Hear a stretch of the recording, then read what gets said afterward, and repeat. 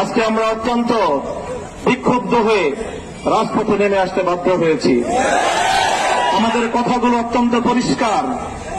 আমরা ধর্ষণ এবং জেনা ব্যভিচারের জন্য সর্বোচ্চ শাস্তি প্রকাশ্যে প্রয়োগের দাবি জানাই। সরকার ইতিমধ্যে আংশিক দাবি পূরণের পরিবেশ নিশ্চিত করবার পদক্ষেপ নিয়েছেন। আমাদের দাবি পরিষ্কার, সেই শাস্তি জনসম্মুখে প্রকাশ্যে প্রয়োগের ব্যবস্থা করতে হবে। যেন একটা ধর্ষণের শাস্তি, একটা ব্যভিচারের শাস্তি দেখবার পর সমস্ত লম্পটদের বুকের মধ্যে ভয়ের কম্পন তৈরি হয়ে যায়। আমাদের স্পষ্ট আরেক দাবি হল, শুধুমাত্র ধর্ষণের কঠোর শাস্তির মাধ্যমে ধর্ষণ এবং ব্যভিচার বন্ধ করা যাবে না। এর যে উৎসমুখগুলো রয়েছে সেই উৎসমুখগুলো বন্ধ করতে হবে। নারীকে অশ্লীলভাবে উপস্থাপন করবার সমস্ত পদক্ষেপ বন্ধ করতে হবে। মাদকের অবাধ সরবরাহ এবং চাকরির ব্যবস্থা রুদ্ধ করতে হবে।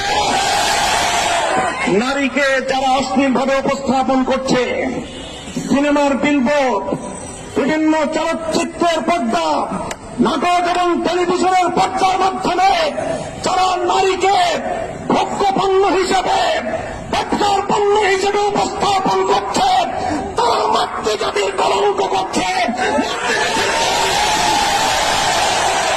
আমরা একটা সময় পর্যন্ত দাবি জানাবো, সরকারকে বলবো, এই যে রাস্তাঘাটে বিভিন্ন বিলবোর্ড, বিভিন্ন ডিজিটাল অ্যাডভার্টাইজমেন্ট, বিভিন্ন সিনেমা হলগুলোতে, নাটকের নামে টেলিভিশনগুলোর পর্দায় নারীকে অশ্লীলভাবে উপস্থাপন করার এই প্রবণতা রোধ করুন, এই অপতৎপরতা বন্ধ করুন।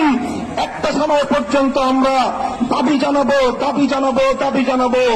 যদি আমাদের শান্ত আন্দোলনের ভাষা বুঝতে সরকার ব্যর্থ হয়, তাহলে তাওহীদি জনতা এই অশ্লীলতার আশ্রয়গুলোকে নিজেদের হাতে আমরা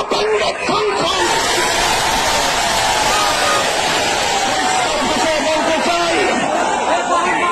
আজকে ইসলামপন্থী, ইসলাম বিরোধী নাস্তিক্যবাদের দোষরেরা তারা মামুর বাড়ির আবদার নিয়ে এসেছে। ওরা ধর্ষণ বন্ধ করতে চায় না। ওরা ধর্ষণ বিরোধী বিভিন্ন সংগ্রাম এবং বিভিন্ন সমাবেশের নামে রাজপথে প্রকাশ্যে নারী পুরুষ তারা অশ্লীল এবং যৌন আচরণের মাধ্যমে গোটা দেশ এবং জাতিকে কলঙ্কিত করার পরে তারা চালাচ্ছে। আরেকদিকে গোটা দেশে সিনেমা ব্যভিচার ধর্ষণের উস্কানি দেওয়ার জন্য অশ্লীলতার আখড়া সিনেমা হলগুলোকে উন্মুক্ত করে দেওয়া হচ্ছে।